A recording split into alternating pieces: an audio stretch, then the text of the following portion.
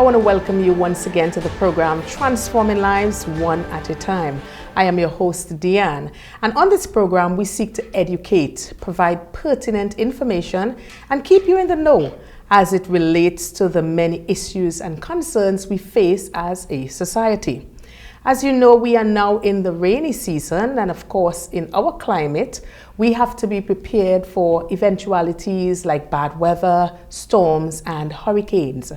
Today, we will be talking hurricane preparedness and discussing some of the safety measures that should be implemented to protect life and property. My guest today is Mrs. Melissa Yearwood Jack, Community Outreach Program Officer with the Tobago Emergency Management Agency, TEMA, where she has served since 2021.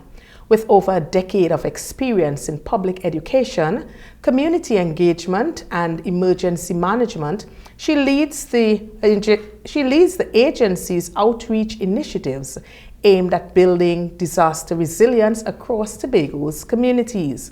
Her role involves coordinating stakeholder partnerships, establishing community-based disaster risk management programs, and of course, facilitating training for schools. Mrs. Jack, welcome and thank you for joining us today on the program. Thank you for having me. Yes, my dear. Well, I was just about to say, I was wondering if it was a bit overcast on the outside. And then I said, maybe because we're talking about hurricane, Mrs. Jack was bringing the rain to us today. Well, Mrs. Jack, I know that Trinidad and Tobago is actually located on the southernmost end of the Caribbean archipelago, just below the hurricane belt. What does this mean for us in the hurricane season? Well, we are at the bottom, as you said, of the hurricane belt, but that does not mean that we should not remain vigilant. What I see as a society, talking about Tobagonians, that we have become a little complacent because we have a lot of near misses. So we believe that God is a Trini, but I just always say God is a Trini, but he may not be a Tobagonian because we have been hit by Flora in the past, Ivan in the past, and we've been affected by tropical storms that have affected us. So I would say you have to remain vigilant and remember to look for the signs. The Trinidad and Tobago Meteorological Office always tells us what is happening. Yes, they may predict it and it may go another direction, but we need to take those warnings seriously, which is what I have not been seeing. Right, okay. Well, let's talk about because we'll talk about that a little later on in the program in terms of persons' responses whenever there's a storm watch or storm warning and that kind of thing. We'll talk about that a little later on.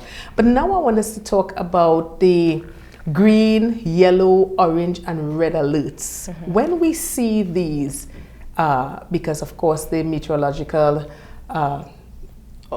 office would send these information. What exactly do they signify, each of them? Well, they have their own early warning code that we send to the public. So green means just to be aware, but it does not mean that it doesn't have any hazards that may be affected by the weather. So they're saying, hey, you should be aware, but green means that the outside should be shiny, you should be able to go about your business without being affected by any rainy weather. Yellow means that it may have a possibility of having rainy weather today. So you may see a lot of yellow alerts and be like, there's no rain today. Right. But according to their predictions, there's a possibility. And because of the possibility, I'm not sure what threshold, but they would say, hey, because of the percentage, we need to tell the public that they need to be aware that there's a possibility of rainy weather and look for, talk to us, the Trinidad and Tobago Met Service, TEMA, ODPM, and look at the news to say, okay, this is going to progress, what is going to be happening, because you need to know, actually be alert. So just to say, be alert, this is happening, walk with your umbrella and talk to your family in case anything may occur.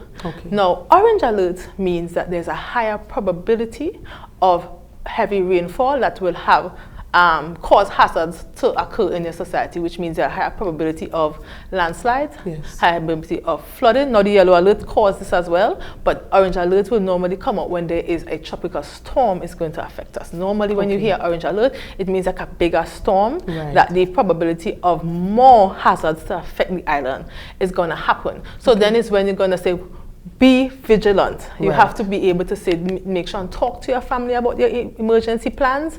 Make sure and have your grab and go bag available. Make sure and your infrastructure for your home is up to par. Now, this is not supposed to happen the hours that the orange alert comes out, because normally these alerts comes out a few hours before the event is supposed to occur. So normally they'll have a time period of saying this event is supposed to occur from 6 to 6, 6 to 10. They will say maybe more in Trinidad and Tobago. You have to read the messages as well, because the messages normally say where as well. So you will see maybe a map, and the map will have Trinidad and Tobago, but the map will actually be like, okay, more in Trinidad than Tobago. They may have some wording say, well, lesser for Tobago than in Trinidad. So you have to read what they say and don't dismiss it by saying they are always wrong. It's not that they're always wrong. It's just that as any prediction will happen, it will have a probability of not going how they predict, which is a good thing for us. Right? So a red alert means that it is most likely going to happen and you have to take action.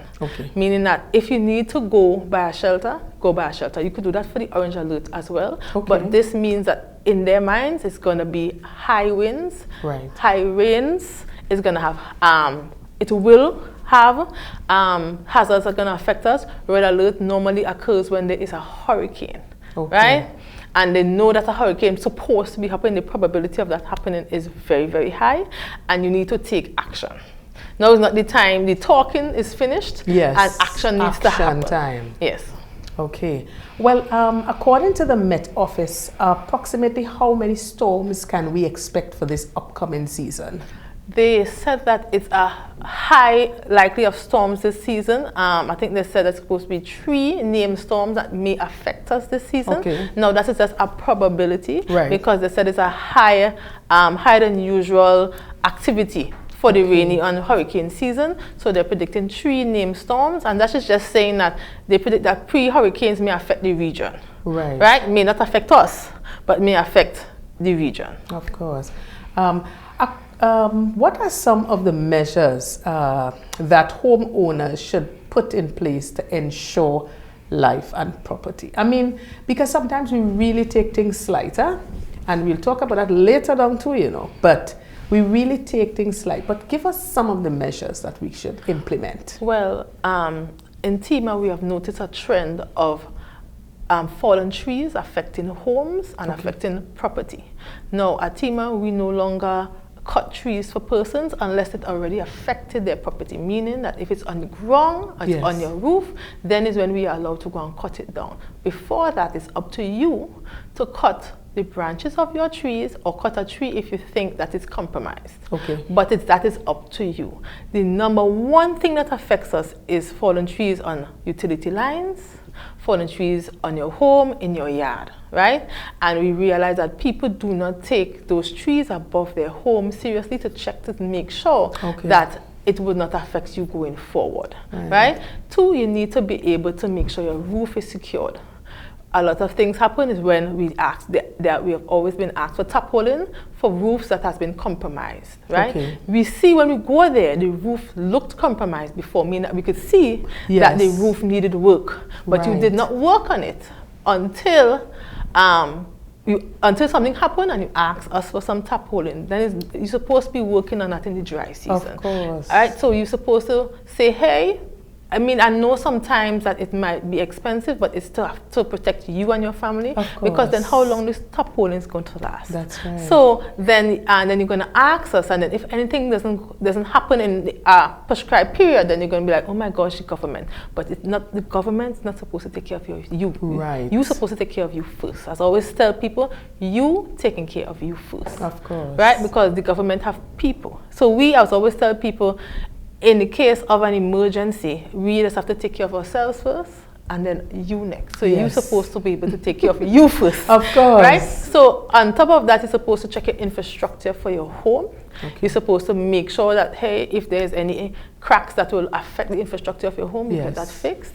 Make sure you clear the drains of your home if you know that you're around you tends to flood. Yeah. You know that you're supposed to, if not you clear it, call it the Division of Infrastructure to come and say, hey, this drain has been clogged, come and help us. Now we through TEMA can facilitate that. We take those reports and we send it to the Division of Infrastructure. We don't really go there ourselves, but we do, as a coordinating agency, take those reports to the relevant divisions. So you can call and report, and we do send it to where it's supposed to be, but it's up to you to do something about it. And if you have any outdoor items that can be used as projectiles for winds, you're supposed to clear it. For example, a couple of years ago, my team, the hard target team, went to a retirement home, right? And they were telling us that during burial, a lot of the outdoor items was hitting the glass. Now the whole of the back of the upstairs was glass. The doors was just, you know, that fancy thing where the whole thing is glass. Right. And they were scared because now we're hearing the chairs and the outside items hitting the glass. And of course it's older persons, so they have to now take all the older persons to put them in an area that doesn't have glass, because glass could shatter and the whole area was glass. Now if you know that that is the type of home you have to be able to block it up and, of course, move things that can be used with the wind as projectiles out of the way and inside safely and securely. Of course, because many times you would find persons, you know, a storm is coming or a hurricane is coming, and they have this kind of mentality, well, I have hurricane straps, my roof is good, or as you indicated earlier, God is a Trinity. God is a Trinity. You know, but as you said, he may not be a Tobago man. Well, I never heard that one. But we talk about things like that, and we don't take the level of, we don't take it with the level of seriousness that it deserves. Because you're talking about having items on the outside, all of these should be in our checks and balances to say, well, okay, I know I have probably a chair set on the outside that can be disastrous if high winds take it up. And so many other things. We sometimes put our hands up in the air and say, well, okay, if it's anything, the government will just give me back a door, give me back a... But the onus is on each and every one of us. We have to take personal responsibility to ensure that our things are secure and our family. The most important thing is your family. Of course. And you need to, as always tell people, you need to think about, I know it's normally common sense things, but because we don't practice it, it's not common sense for us. Our neighbors up the islands, it happens to them all the time. So when I went to a conference a lot of years ago, there were things that they were talking about that is common nature to them. When they hear a hurricane is happening, it's not common nature to us. Even on the island, when I listen to persons from Jamaica, other people speak, and they take it so seriously, and they are shocked as we as Tobagonians don't take it seriously. Like last year for burial, they were like, I was prepared. They were studying my staff, because I went to speak to the Crown Point Beach Hotel staff, and the supervisor, who was not from here, Tobago, was telling me that she was so shocked that people were not taking it seriously because of the islands, you know, they are affected more than us because of their location. Of course. And she was shocked when they were hearing a level 3, level 4 is coming, and people were like, and they was not taking it seriously. So just know that just because we have had near misses, it's still up to you to, I would say, do the common sense thing. But because it's not practiced, it's like having an emergency drill. You might know that you're supposed to do something, but if you don't practice it, the panic will set in, and panic causes confusion. Therefore, you would do crap in anything, right? So I always say, practice make perfect, and if you put these checklists, have a checklist on your fridge, and if you put those checklists in place, then it will become common nature. So what I'm hearing is that we have to stop having this lackadaisical approach. We have to take things seriously, and you know, sometimes we tend to make everything into a joke. Everything is a fun and games until it reaches your home. Because I remember, even as you spoke about up the islands, I remember when, was it Hurricane Gilbert in Jamaica? I mean, that was total devastation. You know, so we can't afford to just sit idly by and say, well, nothing wouldn't hit us today, man. I'm good. My roof good and my children good. But what? your go bags and stuff like that. That's another thing that we don't take seriously. No, we don't take those things We don't seriously. put any, all your documents and stuff in plastic. So in the event. As when you're talking about, when we talk about go bags, I will go more into it. I guess I will drop the one. Yes, definitely. Well, let's zero in a bit more on the vulnerable in our communities, our children, our seniors who live alone, and of course those with disabilities, some maybe in a wheelchair or visually impaired. How do we ensure their safety in an emergency where, of course, there must be swift action? Well, what I think the loved ones of the elderly and disabled and children need to recognize is that a lot of the times that our social services may be down for an extended period of time. Okay. So the pharmacies may be down, the hospital pharmacy may be down. So the services and the medication that you are accustomed getting, it may have a pause in it for we don't know how long. Okay. Right? So if you know a hurricane is coming, you're supposed to have your prescription medication for at least, people that say 3 days, I say 2 weeks. Okay. Make sure you go and have that in stock, because you do not know how long and when it will be readily available again. Understood. For example, I was always say, in a normal day in the hospital, you have to wait an extended period of time. So if the hospital is inundated with people that need medication, it will be the first, is it severe first. I wouldn't even say first come, first serve. That's not how the hospitals do. They do a triage, and they will filter out who they need to filter out first. So you need to be able to take care of your disabled. You need to be able to put plans in place. If the home that they are living in is compromised, who they'll be staying by in the event that they can't now stay by themselves. Now, if Granny's by herself, you may have to convince Granny, you may have to stay with me. Yes, you know, older people are set in their ways, but it'll be a short period of time until the storm has passed, so you could go back home. You need to convince them.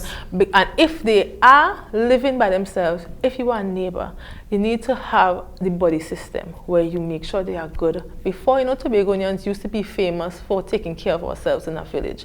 And I'm sure if that is still happening, but we need to be able to say, hey, you know, Miss Jean down the road is still there. Make sure she's there good before and after.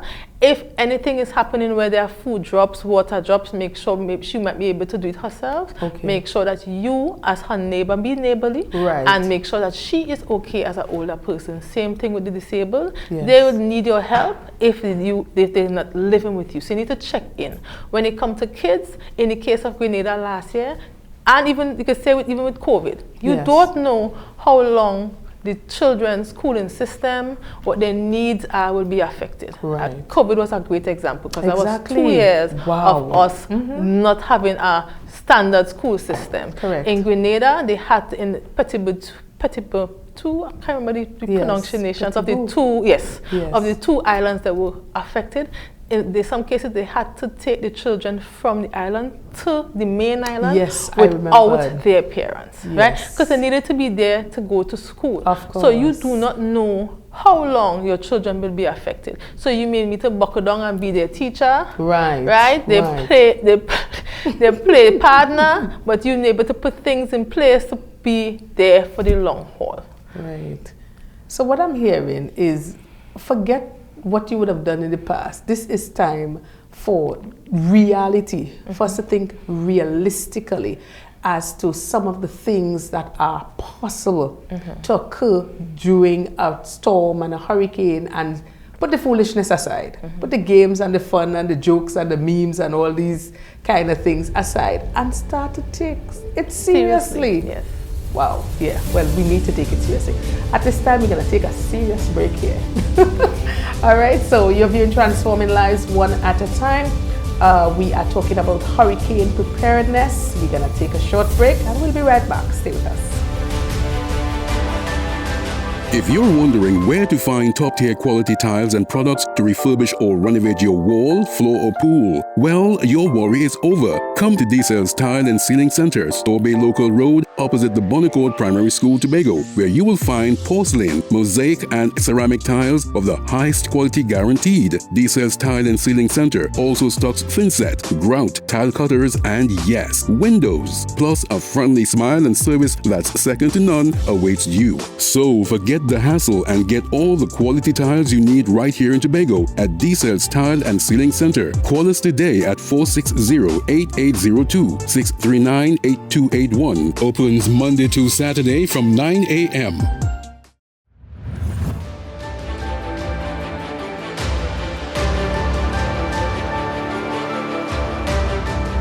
Hi, I am Deanne, host of Transforming Lives One at a Time, and I would like to introduce you to our brand new segment, Good Vibes, Good News. And this is where you have the opportunity to highlight your good vibes, good news with us. You could send your 90-second video to our WhatsApp number 1-868-701-2099. That's 1-868-701-2099. Let's hear some of the good news that we never hear about. Good vibes, good news, inspiring hope, celebrating wins, truly grateful. NSL School and Office Supplies for all your school uniforms, textbooks, stationery, and craft supplies. Located obliquely opposite Stompy's Bypass, Canaan. Also offering printing, photocopying, and much more. Give them a call today, 615-6595-477-5905, or email them at nslbookstore@gmail.com. Welcome back. My guest today, Mrs. Melissa Yearwood Jack, and we are talking hurricane preparedness. Well, Mrs. Jack, I want us to touch on the importance of having an evacuation plan for families, considering designated route, locations of emergency shelters within the community they reside, and that kind of thing. Well, I normally talk to persons when I go out to talk about having a family emergency communication plan. So that will talk about one, evacuation plan. But the evacuation plan would consist of having your designated routes. People don't know, besides the community centers, what can be a shelter in their community. Right. A shelter in the community is first, we have 3 tiers of shelters in Tobago. First is the community centers and the multi-purpose centers. Then are the schools, and then the churches. Okay. Now, TEMA normally does, we did pre-assessments. So those shelters are in charge. The Division of Community Development are in charge of those shelters. Okay. What I would say the first tier of shelters, the community centers. Yes. And we did some pre-assessments to talk about the infrastructure of those shelters and to identify gaps. Okay. So to see which shelters are ready and not ready in case of an emergency. Understood. Right? I don't have the results of those, but Okay. I know that that assessment was done, so you could say, hey, we at TEMA and ComDev, as well as USH, and I think with the Trinidad and Tobago Fire Service, went and did those pre-assessments. Okay, wonderful. And when it comes to the shelters as well, TEMA has 8, we call 8 TEMA shelters. All that means is that we have 8 where we have pre-positioned, 8 shelters that where we have pre-positioned materials. Okay. So we put materials in a room where the shelter manager or the community shelter president, say the president of the village council is in Right, charge yes. of what is in there. So we put there where it's safe, so it's not supposed to be touched unless there's an emergency. Understood. And we have those things in 8 shelters around Tobago. Okay. Right? So one, know that the assessment has been done. Yes. 2, you with your family, you're supposed to know what the designated routes, the shortcuts are to those shelters. So you're supposed to know the nearest shelter near you, maybe this or that. Right. Normally for TEMA, we collaborate with the Division of Community Development, and before the storm hits us, we normally say what shelters are ready and opened. Understood. Right? Now, you heard that in the news that we have 3 shelters. Every year you'll hear what shelters are open, Okay. and people are there, meaning that people are there to help you. We have shelter managers in those Right. shelters, right?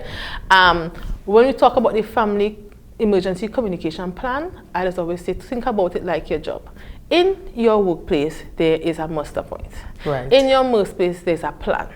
If at work where we're not that close to these people, we're working with them, but those are not your family, and you have a plan. You're supposed to have a plan for home. You're supposed to have a muster point, let's call it a family meeting place outside. For example, what may happen more frequently than not may be a fire, right? Okay. If you go out and there's a fire and you live in a village, sometimes persons might go where they're most comfortable. They might run to granny's house, they might run to their friend's house, they might run to auntie's house. And when the fireman come and ask the person up there, how many people is in that home? And you say, I have not seen my daughter, for example, and you start screaming, hey, she in there, and she might not be in there. Yes. She might run out to granny's house, she might panic, right? So I would say say, family, if anything happen, the house is burning now, let's meet by that mango tree right there, right?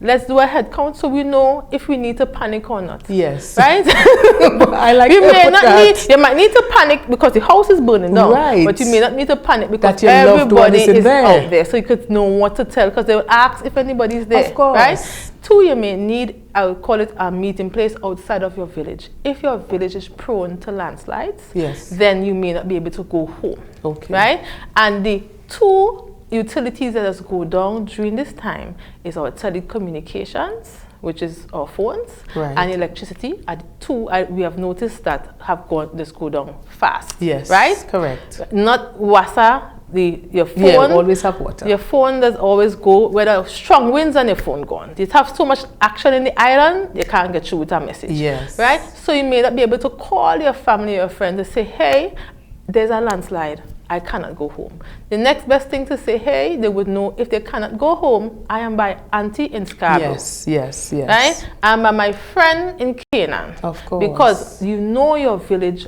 always has landslides and it's landslide prone. Right. So either say have an emergency meeting place in your home or in your village where your family would gather for like a fire.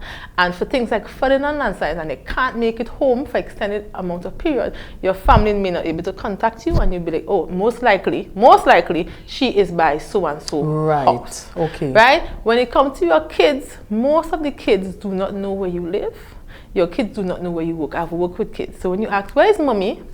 Mommy is somewhere in Scarborough. Yeah. If they know Scarborough. Mommy working by the water. What is mommy's number? They do not know. Right. So you take it for granted that your teacher, the teacher of the kids, will have your number. Yes. But if there's an emergency, there may be 30 kids to one teacher. Okay. And what might be easier in that communication plan is a little card with your information in the children's bag. Okay. So then if they have to process whatever emergency in the school, their information is there for another emergency responder to talk to you or to call you. You may have more than one person dealing with the children that may not be your teacher. Okay. Right? Mm-hmm. So you have to put that in place. And if there's an emergency responder there, for any reason or anybody who's helping, they could assist in making those phone calls. Right. Right? So just remember where to go, who to call when it comes to evacuation plans. Right. And then, of course, we'll talk about the grab and go bag. Yes, yes, yes. Well, tell us about some of the essentials homeowners must ensure that they acquire before hurricane. We would normally hear about you need to ensure you get canned foods, have your clothes in a garbage bag. Just elaborate on those. Well, the obvious things you will know is the food that, as I always said, could live outside the fridge. Your peas, because we talk about canned food, yes, but yes, rice, your peas, your saltfish, your salt meat, anything that could live outside the fridge for extended period of time, you could buy, right?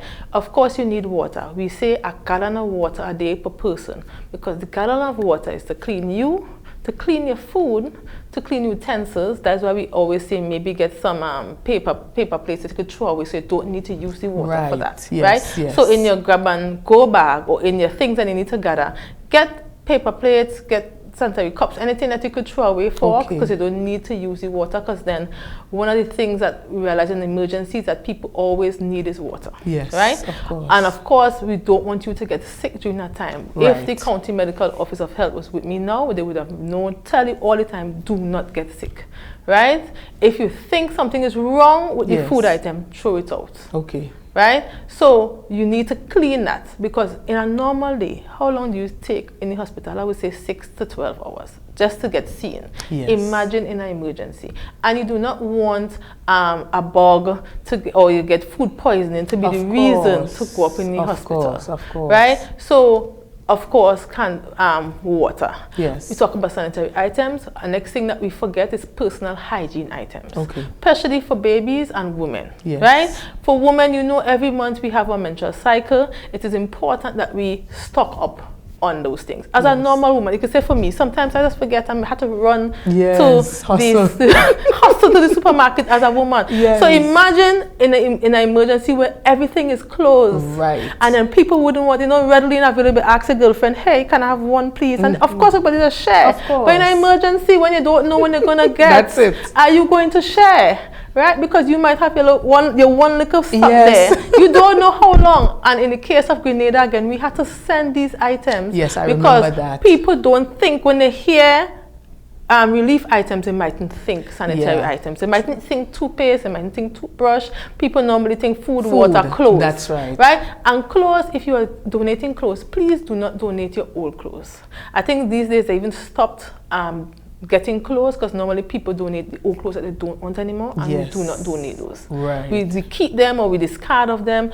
We do not, because normally people may have clothes because they make clothes that might just get wet, or if it's new clothes, but we don't donate old baggy things that were right? for the garbage. Of course, you need your battery-powered radios. Okay. In today's society, we do not have radios like we used to when I was young. Yes. But a radio is normally the last form of communication to go down in an emergency. So normally, if you want to know, for example, where they're going to have a little food hub, say where they're going to feed persons, where you're going to get water, whatever news that's coming out nationally about the recovery efforts, it might be through the radio. Okay. Right? You need to have a battery-powered radio, because you will not have your phone. You may not have your phone. And if you have your phone, you do not know if the internet will be up. Of course. And of course, you need reliable sources of information. WhatsApp is not a reliable source of information. For example, if I want to go to a food hub, and I know a lot of people is going to the food hub, I could just send a message to one older person that says, hey, new location is not in Scarborough anymore, but in Canaan. And then that says, forwarded many times. Of course. And nobody verifies that information. Before they... So you need to verify that information, right? And next thing you know, of course, the candles, everybody just know candles, right? So just remember the things that you need to survive. And I would say survive for at least 2 weeks. Wow, yeah, 2 weeks, just in case, because it will take so many other things to get back up on stream, especially if you have a lot of power lines down. That is the main, then you have the same staff going out to try to, So 2 weeks is definitely a good time. When it comes to the home and even businesses, I want us to chat about identifying any potential hazards and what steps can be taken to mitigate, including hazardous substances and how they can be accounted for. Okay, well, we know we spoke about some hazards before, but when it comes to mitigating those hazards, please know that insurance is a good tool for you for recovery. Right? Businesses and homes, you need to protect yourselves, and insurance will help you rebuild faster. So as always, remind persons, once you can, because not everybody can get insurance, but once you can get insurance, please insure your home, insure your businesses, insure the goods in that business so you could recover fast. TEMA works with the Tobago Business of Commerce. They are part of our Tobago Disaster Committee, the TDMC, the Tobago. Tobago. So what we do through them, we communicate our information, because they are there in our monthly meetings. So we can communicate to the business community at large through the Tobago Commerce.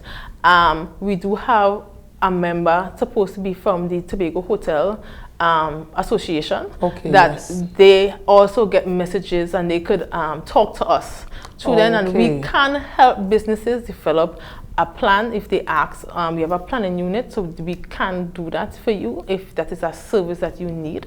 Right. So through TEMA, we do send messages to the public, and you should have a business continuity plan. If anything happens, you should have a plan to, okay, can I operate elsewhere? Always have a plan A, a plan B, and a plan C in case anything happens. Right. And when it, the second part of the question was hazardous. Right. So I work with USH often in schools, and I've noticed that what they say is, one, have your hazardous items in a cool location but locked away. Okay. Right? You don't know who is in the home. It may be a child. Yes. And either way, if it's not labeled properly, adults may mistake it for something else. Correct. So you need to lock away your hazardous items. Make sure the labels are clear. Yes. Right? In case you ingest it,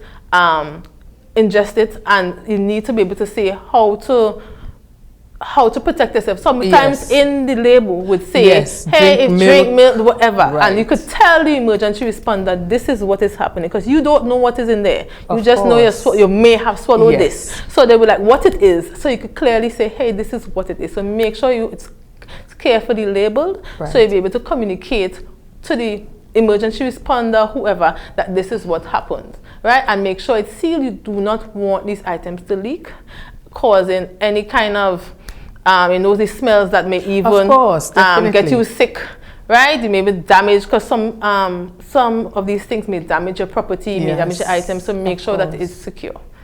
Right? And make sure and check on it every few months if you're not using it, to make sure that the items remain secure and nothing is leaking. Understood. Well, let's talk about securing like clothing and documents, because many times we hear the call will come, okay, secure your items, and persons like, I'm not even bothering, nothing would happen, Well, in securing your, we're talking about food and clothing, you need to secure your important documents in a waterproof bag or container. Right. I would go so far as to saying, take a picture of these items as a PDF on your phone, and have a folder. I have a folder on my drive called important items, right? If anything and you don't have it, you could always pull it up on your phone until the system or the government system is up and running. You could say, hey, once you have, not even internet, sometimes when the phone is on, you could even search through your phone and be like, this is my important document folder that is on my phone hard drive. And I could send my ID, my passport,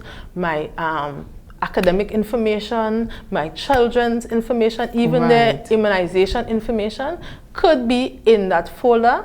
Right, so you could put it on Google Drive and on your computer in a folder. So you could you don't have to be on the internet, right? So it is very important to secure those items. Well, I think that those are very, very good instructions and very good measures that persons could practically implement, because we want the practicality of it. You ensure you get your containers, you ensure you get your bags that has a seal, so in the event water, you don't have to be running to the passport office when they open back to say, well, it got waterlogged or that kind of thing. So these are some of the practical ways that we can be able to actually, we could actually be able to ensure safety.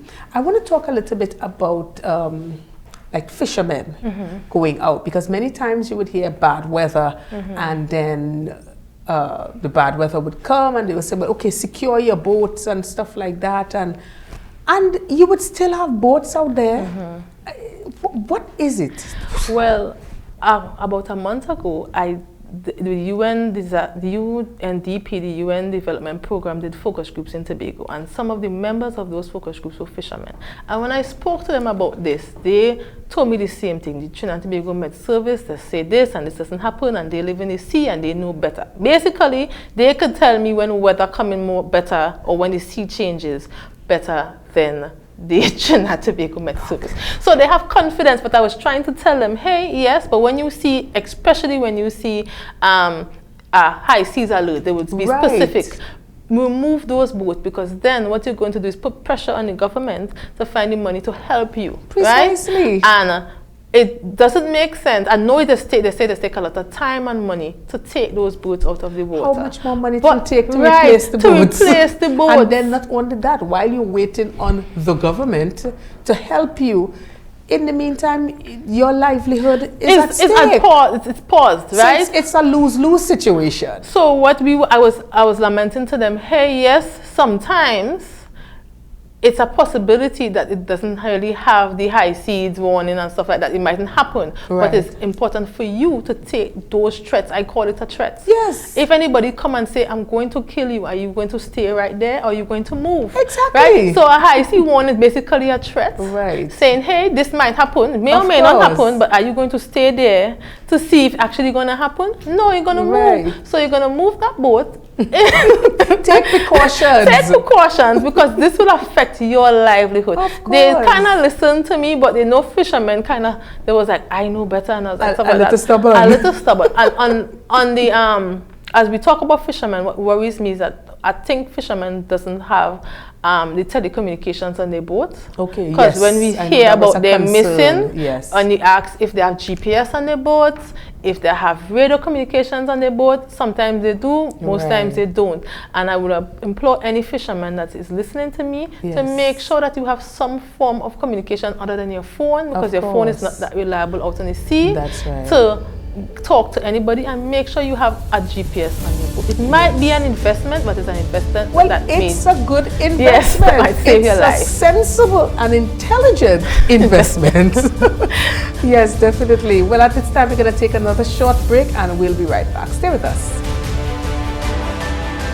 If you're wondering where to find top-tier quality tiles and products to refurbish or renovate your wall, floor, or pool, well, your worry is over. Come to D-Cell's Tile and Ceiling Center, Store Bay Local Road, opposite the Bonnecourt Primary School, Tobago, where you will find porcelain, mosaic, and ceramic tiles of the highest quality guaranteed. D-Cell's Tile and Ceiling Center also stocks thinset, grout, tile cutters, and yes, windows. Plus, a friendly smile and service that's second to none awaits you. So forget the hassle and get all the quality tiles you need right here in Tobago at D-Cell's Tile and Ceiling Center. Call us today at 460-8802, 639-8281. Opens Monday to Saturday from 9 a.m.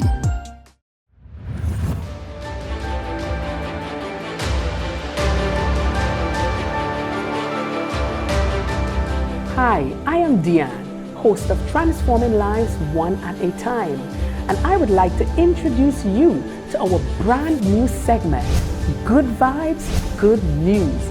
And this is where you have the opportunity to highlight your good vibes, good news with us. You could send your 90-second video to our WhatsApp number, 1-868-701-2099. That's 1-868-701-2099. Let's hear some of the good news that we never hear about. Good vibes, good news, inspiring hope, celebrating wins, truly grateful. NSL School and Office Supplies for all your school uniforms, textbooks, stationery, and craft supplies. Located obliquely opposite Stumpy's Bypass, Canaan. Also offering printing, photocopying, and much more. Give them a call today, 615-6595-477-5905, or email them at nslbookstore@gmail.com. Welcome back to Transforming Lives. We are talking today about hurricane preparedness. Well, Mrs. Jack, I want us to talk about what kind of communication strategies do you use during a hurricane, and how often are hurricane drills and simulations done, just to ensure that the machinery is well oiled and ready in the event. Okay, so our communication strategies to the public normally, traditional media, which will be radio, television, and of course social media. We have a very active TEMA Facebook page, TikTok page, Instagram page, as well as we have our TEMA. We have the Zello radio app. What I would say, Zello is an app that operates like a handheld radio, right? So you have it on your phone, and then you could search for the TEMA public channel, and it will pull up our channel, and then we take reports from you. So you look for TEMA public, you go and you be like, hey, my name is Melissa Yearwood Jack. I'm calling to report a hazard in my area, right? Or messaging. So it comes like a normal radio, it presses a button like a normal radio. So it's like a radio app, but we have a channel there, and it's very interactive during an emergency. Last year for Beryl, we had a lot of reports made during that period with that app. Wow. Right? We do have the ODPM or national, we have PANS, which is the Public Alerts Notification Systems. They are rolling it out, I think, last year into this year. Then we had a meeting with TEMA this year about it, where they're going to be sending out alerts through your phone. Okay. Right? So you would hear a message like, you know, normal B-mobile message, but it's through your phone that's saying, hey, this is happening. You might hear, what is the next steps? Okay. What is any kind of information that they nationally they want to send to you, they will do it through a notification system. You could download it, PANS, the Public Alert Notification System app. Okay. Right? We also have our phone number, 639-8974. Right. no, 660-8974. Is the way when you know it doesn't call their number all the time. Yes, that's right. Just call the number one more time. 660-8974. Okay. 660, right? And of course we have 211. Yes. All the reports you make to 211 comes to us through our Tobago Crisis Management Platform. That is the platform we take our reports to. Okay. So it's directly to us. Right. So they see our reports and we see their reports and we send those reports to where it's supposed to go. For example, it could be social services, because we deal with, after emergency, we deal with a lot of persons that need social services to step in, whether it be through getting temporary housing, whether it be getting monies for food. And TEMA do house people, but for about 3 days, and after we send them to social services. We do assist persons to get food after an emergency happens, but it's a short period of time, and then we do let them go through the normal social services. Right? So through that platform, we get our reports, and then we filter that reports to where they're supposed to go. Right. So it's a huge collaboration. Yes. Because you're speaking and I'm hearing so many different entities coming together. You work along with so many, for the good of the community. You know, we say TEMA is the premier coordinating agency in the region for a reason. Wow. Because we do well, hats off to TEMA. So because we do coordinate a large network of persons and organizations for the betterment of persons before, during, and after any kind of emergency. Yes, and I know Mr. Alan Stewart, he's the he's the director. There. Yes, so Director Mr. Alan Stewart, hats off to you and the team, and I want to encourage you to continue doing that good work, because you know what? Lives and people are dependent on you. So actually TEMA is living out this program too, you know. Yes. Transforming lives one at a time. Yes. So continue doing that good work. Thank you so much for your service. I wanted us to touch on a bit some of the plans for supporting the community. I think you just touched a little bit on it in the aftermath of the hurricane. So now the hurricane or the storm or whatever, it's gone, and now it's a cleanup campaign and the whole 9 yards. Let's get things back to some semblance of sanity. So immediately after an event like that, we do preliminary damage assessments. What that means, through CERT, and normally it's a task force. So last year, after Beryl, we did a task force of CERT, members of the Army, the Division of Infrastructure, and Social Services, and they go out and through our reports, visit those persons and take reports on the extent of the damage.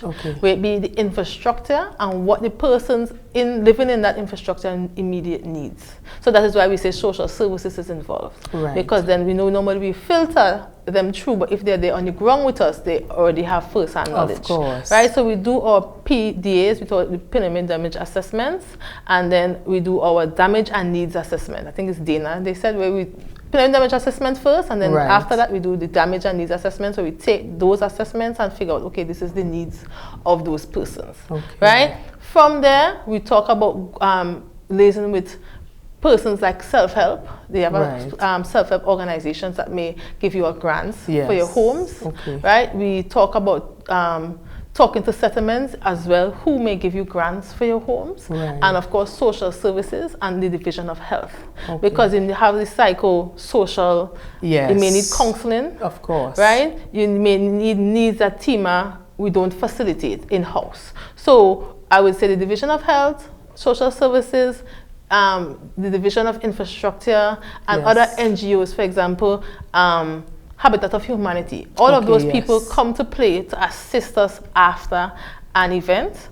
And with TEMA, we always try to give you an update on your report, right? Okay. Right now, we are trying to work on, with our ICT department, having you make reports for yourself via WhatsApp. It's something that we're talking about. It's not Right. a reality right now. Okay. So after you could ask, okay, in the WhatsApp, this is my report number, and you could get feedback. Wow. We're trying to do that. It's Yes. not, Yes, it's not yes, happening, yes, yes. but it's a conversation that we are having, and we're hoping to roll that out this year. Right. Right? So when after that, we at TEMA, it's all about making sure that we have the correct person deal with your matter. Right? Because it may even, some persons even come to us for, domestic abuse after the fact. Because after, like in COVID, Yes. things domestically that's happened. Yes, and then a lot. because you came to TEMA initially, people keep on coming back to TEMA to help them. So it's about the collaborative effort. Right. Well, what I'm hearing is that you have a very well-oiled machinery, and I am very, very impressed, because even as we delve into the nitty-gritty of things, because sometimes you are hearing about storm watch, you're hearing about hurricanes and stuff, but we don't really know all the work that happens behind the scenes in order to ensure that we are happy, or we are well taken care of in terms of any eventualities. So I am very, very heartened to hear the plans of TEMA, and of course I am always one who would talk about that collaboration. No one entity can do it, so we need all hands on deck. So we have in the homes, you have your personal responsibility as the family in the home to put certain things in place. And then after, even the trees to cut. I mean, I think persons really need to walk around their homes more. And not just leave it for, okay, we'll have a tree overgrown here, T&Tech will come before the lines. Because when T&Tech do come, it means it is now precariously perched or something like that. And they will only cut the trees that directly affecting the lines, not your home. Exactly. Okay? Exactly. Not the home. They will come and cut the trees that are affecting their lines. They might even cut the trees that are affecting the telecommunication lines, like your cable line. They might just cut the tree that's affecting their lines. Cost. It's and a cost. time. They might do you the favor, they may not, right? So you have to be able to, and if it's for, say, TSTT, you could call TSTT and say, hey, this is happening. Of course. And call Division of Infrastructure and make a report. Right. Don't wait until it's happening. Because what does normally happen is that we get those reports through us, which we try to filter, when the rain starts to fall. Right. By the time rain starts to fall, they cannot come. The dry season or just before the rainy season is the best time to ensure that this is happening. Like right now is the rainy season already begin, before a tropical storm will happen. Now is the time to do your checks. Yes, of course. So we must have checks and balances. We must take that initiative as a people, as a responsible people, I should say. Well, Mrs. Jack, I want to give you the opportunity as we begin to bring the curtains down to leave a key takeaway that you would like to resonate with our viewers, or maybe highlight an area we were unable to touch on that you would like to highlight. When I talk to people, I realize that they don't understand that having a plan mitigates panic. As in anything, if you know what to do, you wouldn't panic when doing it. You might even do it before you even think. It's like walking. Right? So, as I always say, practice that plan. We didn't talk about what TEMA does in terms of drilling. Like last week, we went to alternate EOC, or alternate Emergency Operations Center, which was 2-on-1, just to go there for the day, and we did a simulation exercise and we did a tabletop exercise, which is a tabletop exercise is just having a scenario and talking out what we would do in that scenario. And that was very informative, especially for the new persons in TEMA who didn't know, because everybody is living their own silos, and when we operate, we have to throw out sometimes what we do on a day-to-day, and some people didn't understand or didn't even know certain things that happen, so that should happen, because it doesn't happen on a day-to-day. We call it activations. Activations don't happen every day, it might even happen every year.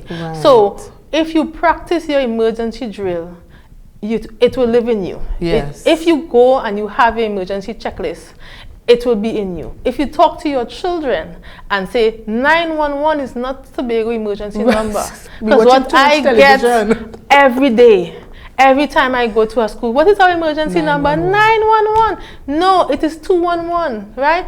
You have to tell them this, right? So they know that what to do. If something happens, what mommy number, what to do, and have them practice.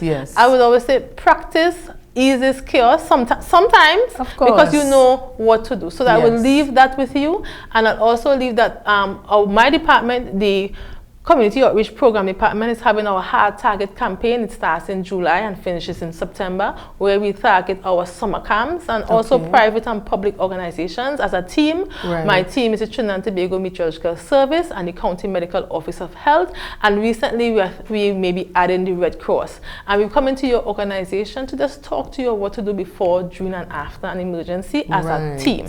So if you want our team to come talk to you, you just email me at melissa.jack@gov.tt or call me at 756-5646. Wow. Well, this is very good, because I know we didn't really touch on we touched on it just a little bit, but the importance of education. Because with more education, you're in a better position to make a better decision. So as we educate persons on the importance of getting prepared, as we educate persons on the strategies and the measures to put in place in the event of a hurricane or a storm, then of course all hands would be on deck. And please take the education seriously. Every time I go and ask, okay, category 4 was coming our way last year. 3, you could say 3. Was coming our way last year. Did you take it seriously? Most of the room did not take it seriously, right? And that is scary to me, because that means that we would have been not prepared.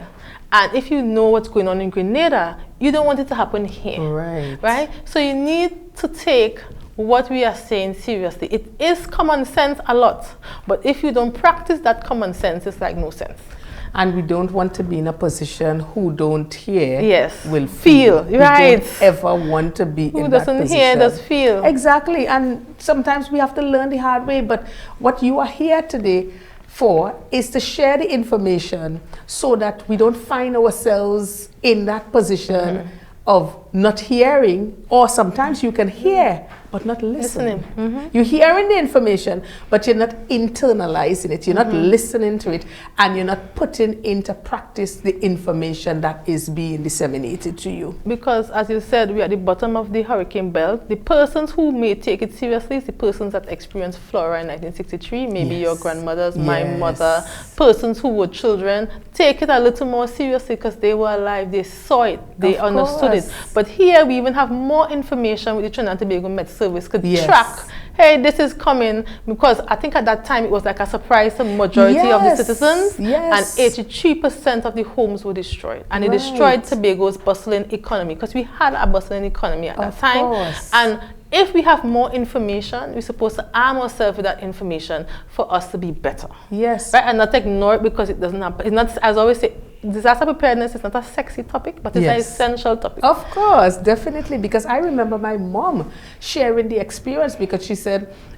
they were there, it was a normal day, they were living in lowlands, and you know, they just saw, you know, these high winds and experiencing these high winds, and then they they saw some roof blowing, and they running and laughing and saying this person roof blew off and stuff, not recognizing what was happening. And she said, as the United States had to call Trinidad and ask them, do you know what is happening in Tobago? And then is when You know, so just hearing those experiences, and maybe I might have to bring somebody on board, one of those senior citizens to talk about it. Yeah. Because we at the bottom and normally it veers up. We may get the tail, and even with the tail end, even when Ivan only hit, you could say countryside. Yes, I remember. How much that damage that we occurred. Had, what, 2 lives were lost? Yes, I and it only the tail end of it, not even the whole thing, only hit that side of the island, and it caused a lot of devastation. Wow. Right? So we've been lucky, but that does not mean that our luck could just continue. Don't know,